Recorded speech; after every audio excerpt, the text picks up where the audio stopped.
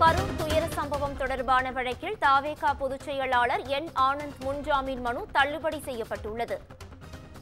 முக்கிய செய்தியாக பார்த்து வருகிறோம்.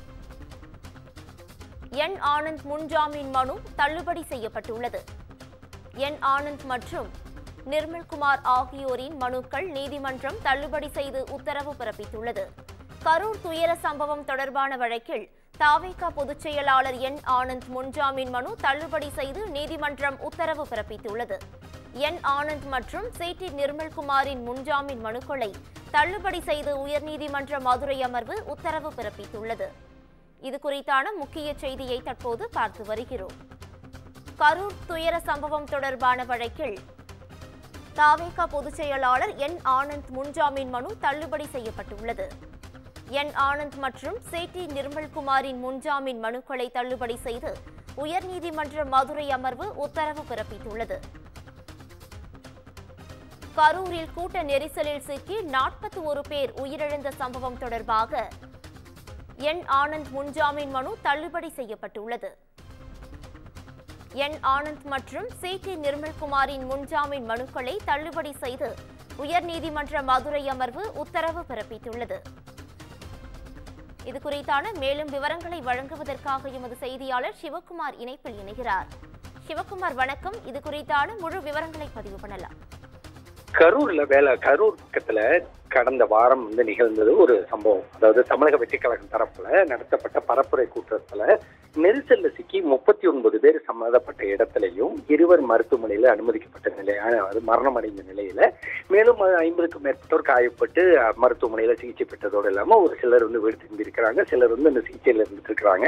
இந்நிலையில இந்த வழக்கு தொடர்பா பல்வேறு கட்ட சிக்கல்கள் உருவாச்சு. அப்படின்னு பாத்தீங்கன்னா முதல்ல தாவேகாவினர் இதுல அரசியல் சதி இருக்குன்னு சொன்னாங்க. தொடர்ந்து பாத்தீங்கன்னா தமிழக முதல்வர் தொடங்கி பிரதமர் ஜனாதிபதி வரை இரங்கல் தெரிவிச்சிருந்தாங்க. அதன் மேல பாத்தீங்கன்னா நம்ம பாஜக தரப்புல 8 எம்பிக்கள் கொண்ட குழு அமைக்கப்பட்டு அதன் அடிப்படையில அந்த சம்பவம் நடந்த இடத்தை விசாரணை பண்ணாங்க. இந்நிலையில இந்த வழக்குல முக்கிய புள்ளிகளாக கருதப்பட்ட 2 யாரெல்லாம் பாத்தீங்கன்னா அந்த கழகத்தோட பொதுச் செயலாளர் புசி ஆனந்த், மாநில துணை பொதுச் செயலாளர் சேட்டி நிர்மல்குமார் ஆகிய 2 மீது வழக்கு பதிவு செய்யப்பட்டிருந்தது. வழக்கு பதிவு செய்யப்பட்ட நிலையில அவங்களுக்கு முன்ஜாமீன் வழங்க தற்போது நீதிமன்றம் மறுத்து இருக்குது. அதாவது புசி ஆனந்த் தரப்புலையும் துணை பொதுச் செயலாளரான சேட்டி நிர்மல்குமார் தரப்புலையும் முன்ஜாமீன் வழங்குறதுக்கு அரசுக்கு மதுரை உயர்நீதிமன்றத்தை அணுகியிருந்தாங்க. அப்ப என்ன சொல்லியிருந்தாங்கன்னா, தமிழக வெற்றி கழகத்துக்காக ஒதுக்கப்பட்ட இடத்துல நாங்க கூட்டம் நடத்தணும், அதே மாதிரி திமுக கட்சியில முதல்வர் பங்கேற்கக்கூடிய நிகழ்ச்சியில இந்த மாதிரி நடந்தா முதல்வர் மற்றும் மாவட்ட செயலாளர் வழக்கு பதிவு செய்வீங்களா அப்படின்னு சொல்லி கேள்வி இருக்கிறதோடு இல்லாம எங்க கட்சிக்கு ஒரு நியாயம், திமுகவிற்கு ஒரு நியாயமான மனுதாரர் தரப்புல வாதம் பண்ணாங்க. அதாவது தொடர்ந்து தாங்கள் மாநில நிர்வாகிகளும் பரப்புரை மேற்கொள்ள அனுமதி கேட்ட மாவட்ட செயலாளர் மற்றும் நிர்வாகிகள் மீதுதான் அவங்களால நடவடிக்கை வழக்கு பதிவு செய்திருக்க வேண்டும். மாநில நிர்வாகிகளாக உள்ள எங்கள் மீது ஏன் வழக்கு பதிவு செய்யப்பட்டுள்ளது கேள்வி இருக்கிறதோடு இல்லாம குற்றம் செய்வதற்கான முகாந்திரம் இருந்தால்தான் வழக்கு பதிவு செய்ய வேண்டும். ஆனா எந்த குற்றமும் செய்யாதபடி எங்கள் மீது வழக்கு பதிவு செய்யப்பட்டுள்ளது அப்படின்னு சொல்லி அவங்க பதில் கொடுத்திருந்தாங்க.